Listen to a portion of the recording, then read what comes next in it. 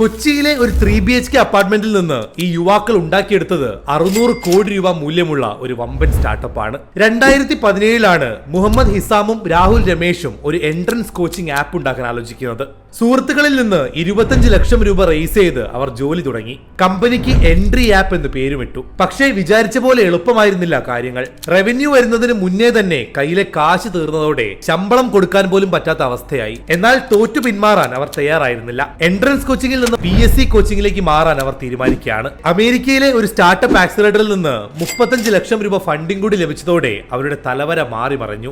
ഉടനെ PSCയിൽ നിന്ന് coding, commerce, finance അങ്ങനെ എല്ലാ മേഖലയിലും അവർ കോഴ്സസ് ലോഞ്ച് ചെയ്തു. വളരെ പെട്ടെന്ന് തന്നെ എൻട്രി ആപ്പ് ഒരു ഹൗസ് ഹോൾഡ് നെയിമായി മാറി. ഗൂഗിളിലെ ആദ്യ ഇൻവെസ്റ്ററായ റാം ശ്രീറാമും ഈബേയുടെ ഫൗണ്ടറായ പിയറി ഒമിദിയാറും വരെ ഇത് എൻട്രി ആപ്പിലെ ഇൻവെസ്റ്റേഴ്സ് ആണ്. കമ്പനി തുടങ്ങി വെറും 7 വർഷങ്ങൾ പിന്നിടുമ്പോൾ 1.5 കോടി യൂസേഴ്സും 600 കോടി രൂപ മൂല്യവുമാണ് ഇത് എൻട്രി ആപ്പിനുള്ളത്.